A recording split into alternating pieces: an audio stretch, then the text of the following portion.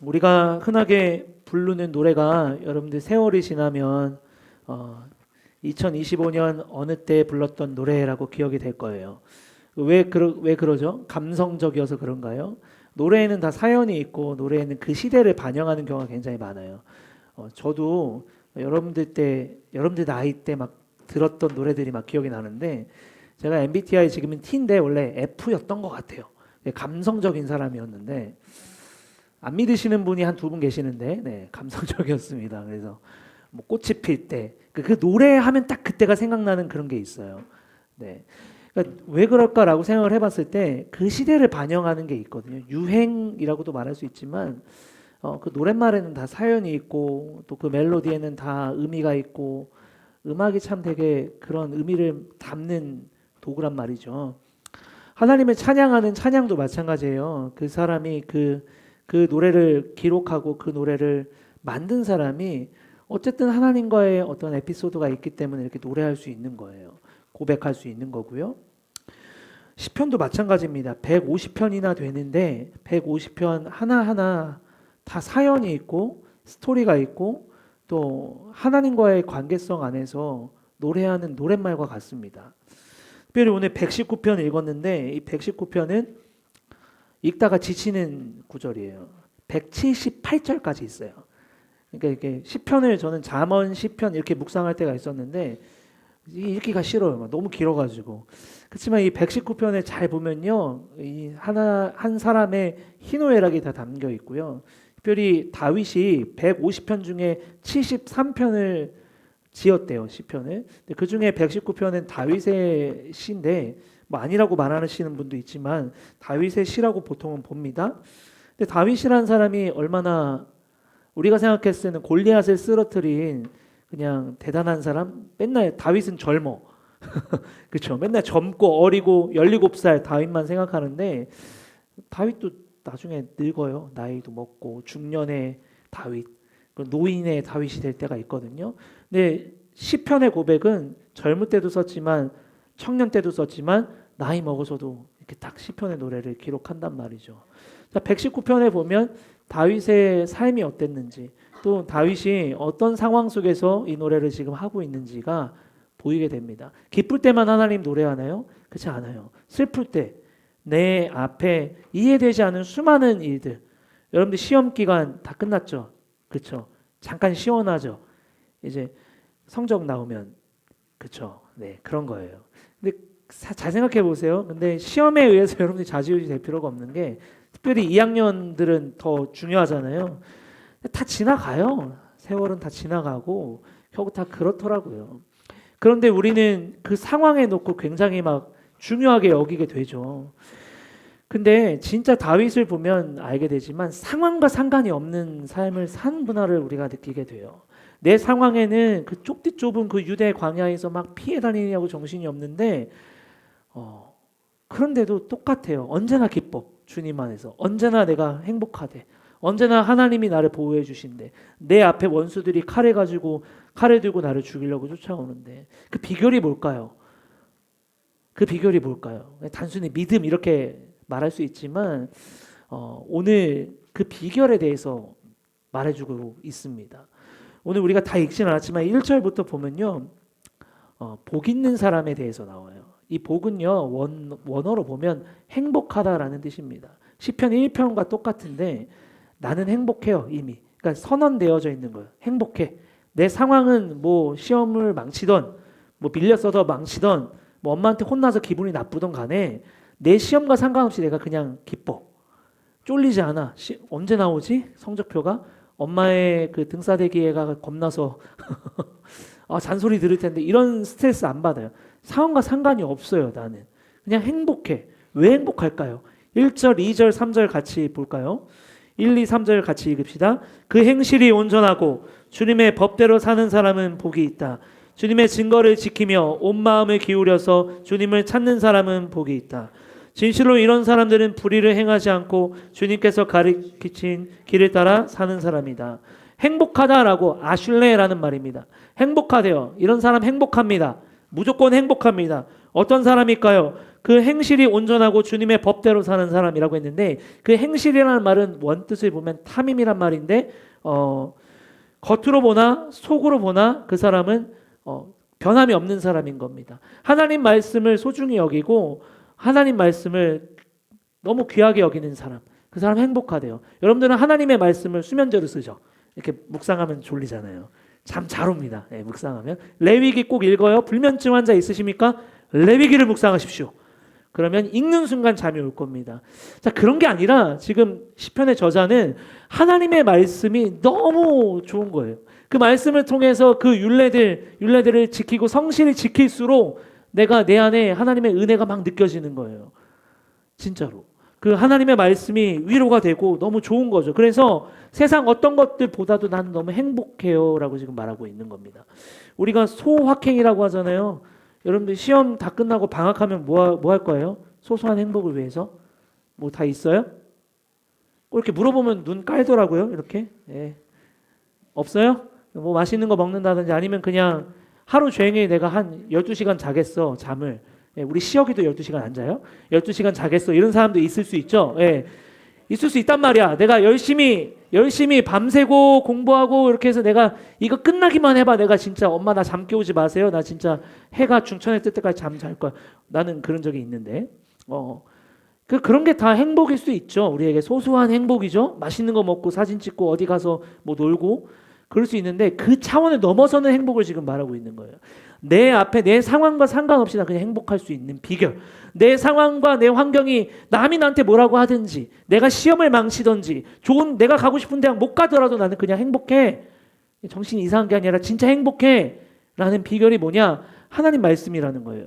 하나님 말씀을 통해서 내가 하나님을 경험하니까 내 앞에 원수들이 날 죽이려고 쫓아오고 나를 막 괴롭히려고 쫓아와도 내 상황이 비참할지라도 나는 행복한 거예요. 왜 그럴까요? 이 말씀을 통해서 하나님이 나를 너무 사랑하는구나. 하나님이 하나님 되시기 때문에 내 앞에 원수들이 아무리 많을지라도 때로는 엄마가 원수 같죠. 그죠? 네, 시험 왜 그렇게 봤어? 이렇게 막 할지라도 그거 아세요? 용기를 얻어. 엄마의 화는 곧 풀려요. 그렇죠? 안 그래요? 엄마 계속 화내요? 엄마의 화는 잠깐 지나가면 그 시험 망친 화는 금방 풀립니다. 그런데 우리의 마음은 그렇지 않죠. 이 상황이 너무 힘들고 이 상황이 전부인 것처럼 느껴지고 어렵단 말이에요. 예, 엄마의 화만 그렇습니까? 여러분들이 살면서 힘든 일이 있을 거란 말이죠. 그렇지만 하나님의 말씀을 통해서 하나님을 경험한 이 시편의 저자는 행복하답니다. 내 상황이 그냥 탄탄대로여서가 아니라 하나님의 말씀을 통해서 하나님을 경험하고 있으니까 나 행복해요. 내가 어떤 상황과 상관없어요. 하나님 날 지켜줄 것을 나와 함께 하실 것을 그 말씀을 통해서 알기 때문에. 그래서 5절에 이렇게 말하는 거예요. 5절 같이 읽을까요? 시편의 저자가 이렇게 기도합니다. 내가 주님의 율례들을 성실하게 지킬 수 있도록 내 길을 탄탄하게 하셔서 흔들리는 일이 없게 해주십시오. 여기는 감탄사가 원래 들어가는데 강한 의지와 소원을 담는 거예요. 자, 왜 이렇게 고백할까요? 하나님의 말씀을 통해서 하나님을 경험하고 인식하고 깨달으니까 너무 내가 행복하거든요. 그러니까 내가 주님의 율례들, 하나님의 말씀을 성실하게 지킬 수 있기를, 흔들리지 않기를 기도하고 있는 거예요. 내가 흔들려 버리면은 안 되니까. 고난 중에 내가 너무나도 힘들고 정말 비참한 처지에 있을지라도 그 하나님의 말씀을 통해서 내가 일으켜 세움 받고 용기도 얻고 회복을 얻으니까. 그래요. 여기 보니까 두 친구가 그냥 그렇죠. 뻔한 얘기죠라고 하는 친구들이 있는 것 같아요. 그런데 진짜 이 경험을 하기를 바랍니다. 내가 가장 힘들 때, 내가 가장 어려울 때 하나님을 만나는 경험을 한다면 이게 지금 이 다윗이 말하는 이 부분이 무슨 말을 하고 있는지 깨달을 수 있습니다. 여러분 막다른 길에 막혀본 적 있어요? 진짜 뒤가 없어. 나 진짜 어떡하지? 라고 한 경험이 살다 보면 한 번씩 있을 수 있습니다. 여러분이 경험을 안 했다면 참 다행이지만 앞으로 경험할 수 있죠. 사람이 살다 보면 막막할 때가 있어요. 나 혼자만 있을 때가 있어요. 아무도 나를 들여다보지 않는 것 같아요.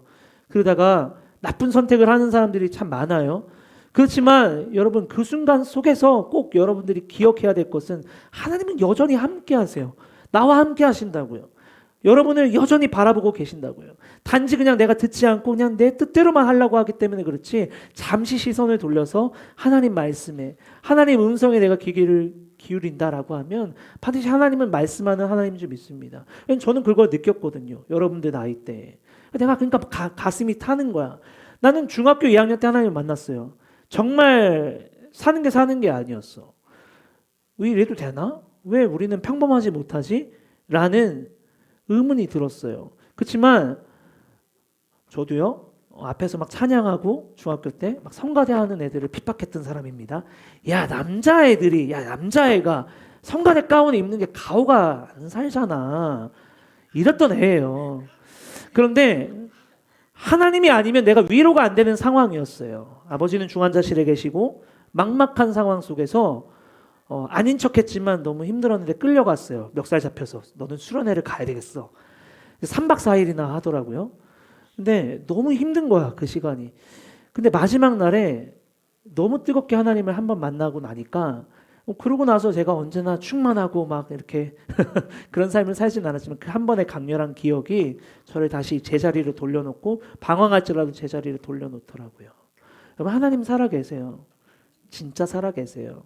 성광훈 목사의 하나님일까요? 여러분들의 하나님입니다. 하나님은 말씀하세요. 기록된 성경을 통해서 말씀하고요. 그 말씀을 통해서 깨닫게 해주세요. 내가 어떤 길로 가야 되지? 내가 어떻게 해야 되지? 저는요, 누구도 얘기해 줄 사람이 없었어요. 20대 중반까지. 아무도 야, 너 그렇게 살면 안 돼. 너 이렇게 해야 돼. 몰랐는데 나중에 생각해 보니까 그런 말을 해주는 한 사람이 너무 귀하다는 생각을 나중에 들었어요. 아무도 제 인생에 대해서 이렇게 하는 게 옳아, 이렇게 하는 게 맞는 거야 라고 말해주는 사람이 아무도 없었습니다. 그런데요, 사람이 못해주는 게 있는데 하나님은 말씀을 통해서 말씀한단 말이에요. 내가 어떤 길로 가야 될지, 내 이 감정을 어떻게 다뤄야 될지, 내가 어떻게 해야만 내가 이 상황에서 이 선택을 할 수 있을지. 여러분, 인생은 수많은 선택이거든요.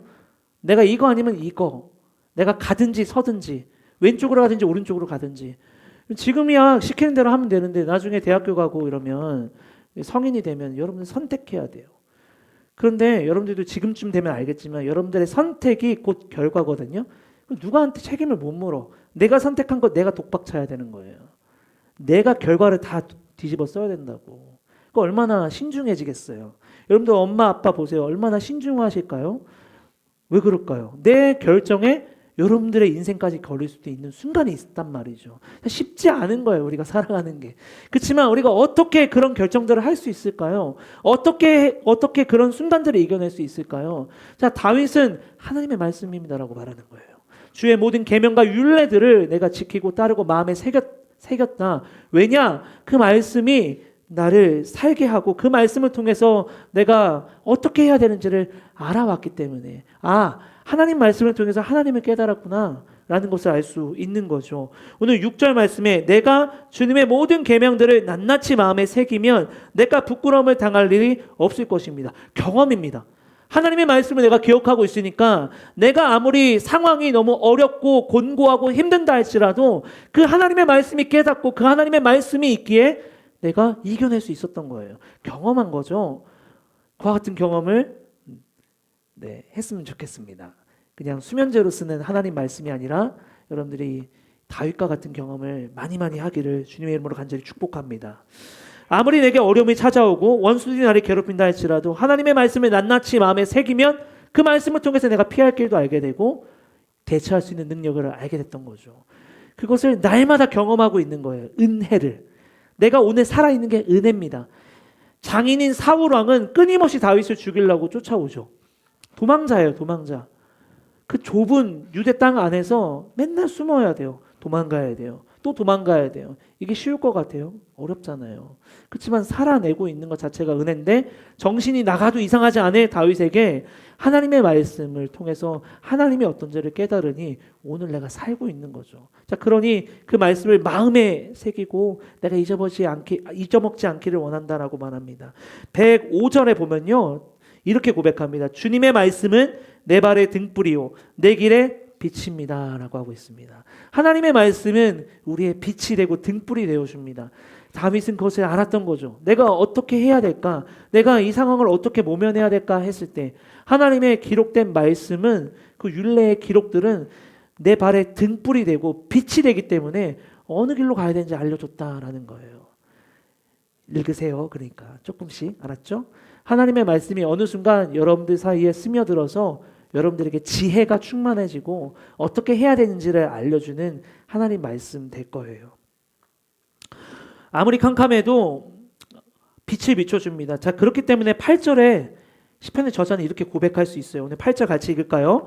주님의 율례들을 지킬 것이니 나를 아주 버리지 말아주십시오.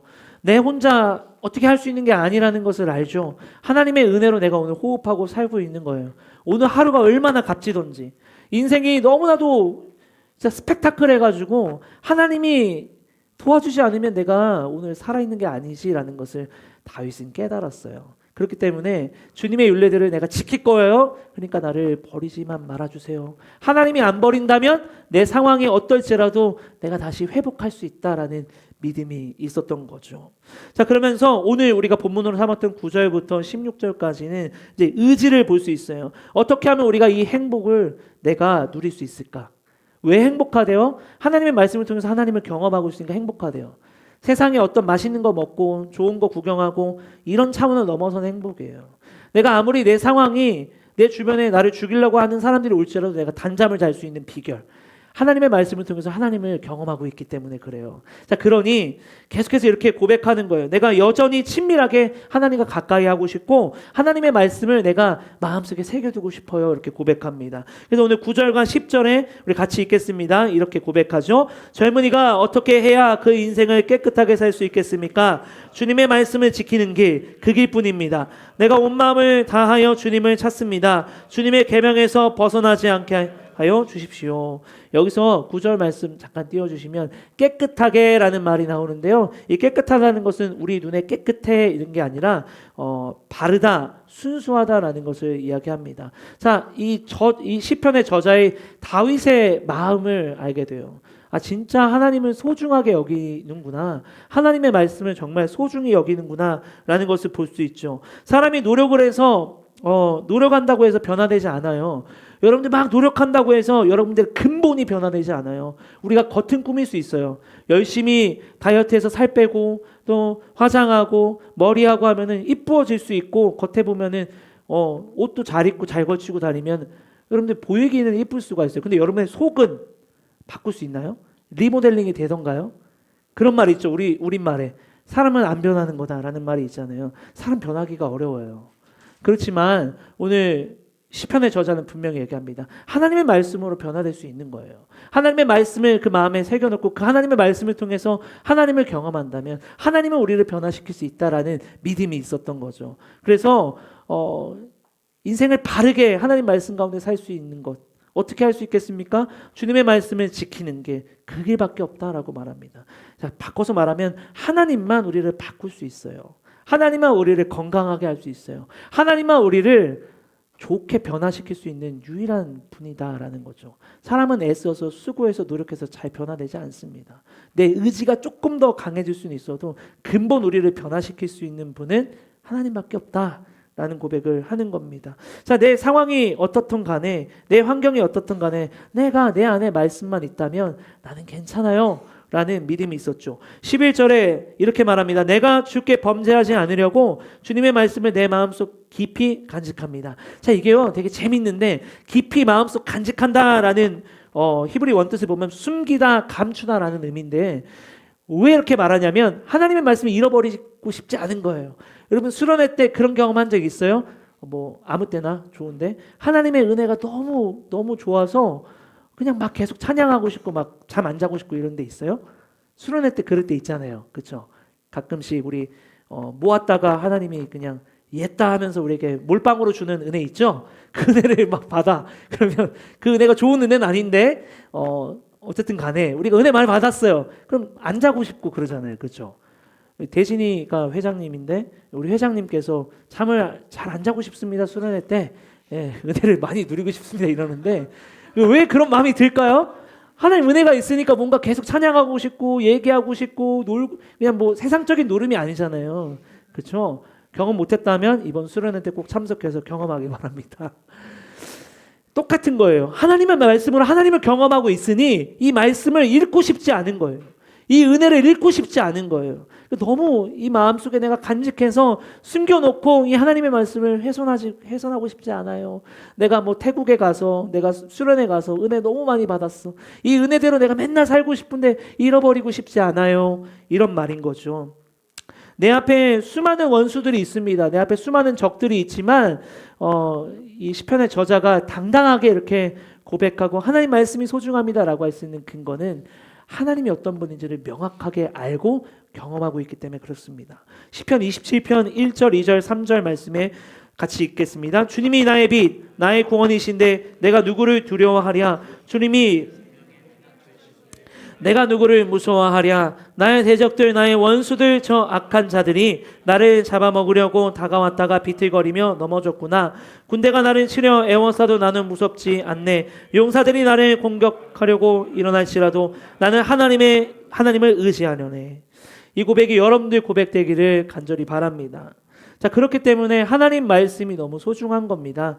너무 소중하고 잃고 싶지 않았던 거죠. 내 기분과 내 상황과 상관없이 행복해요.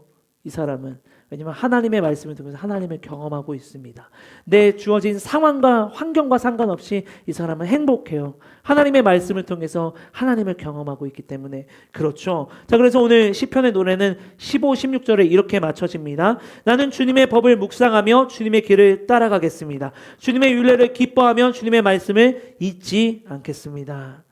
주님의 법을 묵상하겠다라고 다짐하고 있어요. 내가 잊어버리지 않고 묵상하겠습니다. 그리고 주님의 길을 따라가겠습니다라고 말하고 있습니다.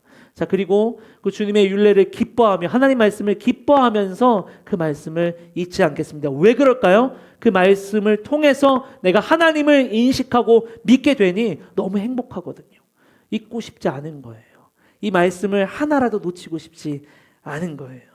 제가 설교 준비하면서 자, 우리 친구들 성경 참 많이 안 읽을 텐데 이걸 어떻게 설교해야 되나 고민을 많이 했습니다. 여러분, 심플합니다.